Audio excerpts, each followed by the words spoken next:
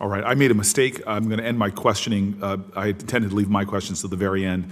We're going to go to Senator Van Hollen, who is an extraordinary partner, an important member of this committee. Then we're going to go back to some procedural questions I have for the entire panel that I should have asked at top. Then I have some of the most grueling, brutal questions I've ever asked somebody for Mr. Schiffer, and then we're done. I think everybody else is going to submit for the record. So, Mr. Schiffer, please get ready for me to come at you hard. But Mr. Van Hollen, go ahead. Thank you, Mr. Chairman, and congratulations to all of you. And I look forward to supporting all of your nominations. You've already been committed to public service in various forms, and I think you'll all do a terrific job in the posts for which you've been nominated. Mr. Schiffer, we're going to miss you here, but look forward to working with you.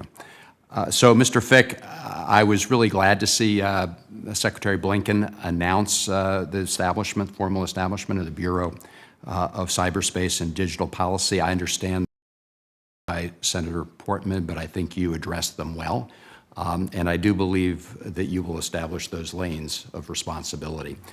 And I was glad to hear the chairman talk about the upside of the internet. I mean, there are all places all over the world where it's become a forum that brings people together to support freedom of expression, human rights. Of course, authoritarian regimes recognize that, which is why they're so determined to block off access to that kind of information. We've seen Putin doing that in Russia. We've seen President Xi do it in China. And so it is a challenge for us to make sure that that model is not exported to countries around the world, which China is certainly trying to do in places like Africa, where we have many nominees appointed to be ambassador. So I just look forward to following up with you. I also serve on the Appropriations Committee. The authorizers have, I think on a bipartisan basis, supported this mission, and I want to make sure that the appropriators do. So in the interest of time, I look forward to continuing the conversation with you down the road. Thank you, Senator. It's mutual. Thank you. Let me turn, if I could, to you, Ambassador Tamlin, and I heard your opening statement from my office and appreciate your answers to questions here.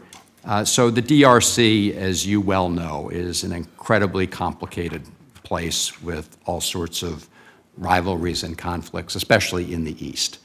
And my question for you is, what do you think is at the heart of those conflicts, and what can you do as the U.S. ambassador to try to address them in the long-term interests of stability in the DRC? Thank you, Senator. That's a really important question, because I think too often we get derailed by saying he did something, they did something, somebody did something, who's to blame? And you really have to look at the root causes of the conflict. And in my view, it has to do with a lack of governance, and it has to do with a very valuable part of the country in terms of its natural resources. So there is inevitably competition, both inside the country as well as outside the country, for access to those resources. And in the absence of a strong government providing services to the people, you have instead a whole network of armed groups which provide some form of local governance, but usually not a very good form of local governance. So what can we do to tackle this situation?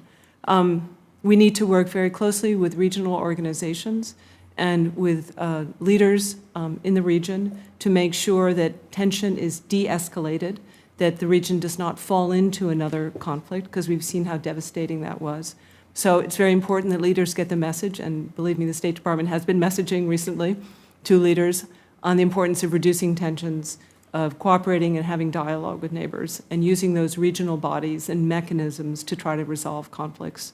I think also some of our programming, which tries to address root causes of conflict, which can be traced to exploitation of minerals in a non-sustainable and a non-accountable, non-transparent way. If we can address that, that helps some of those local grievances. And again, supporting the government to be the kind of government that provides the security and services to the people that they aspire to. Well, thank you for hitting on all those points, and I know that Senator Booker raised the issue of rare earth minerals in his opening statement. That obviously is part of what's at the heart of this, a lot of these conflicts, and so look forward to working with you on that as well. I do want to bring to your attention a great Marylander who has been very involved in the DRC. His name is Pastor Weaver. He's the pastor of one of the largest AME churches in Maryland. He is the president of the Pan-African Collective.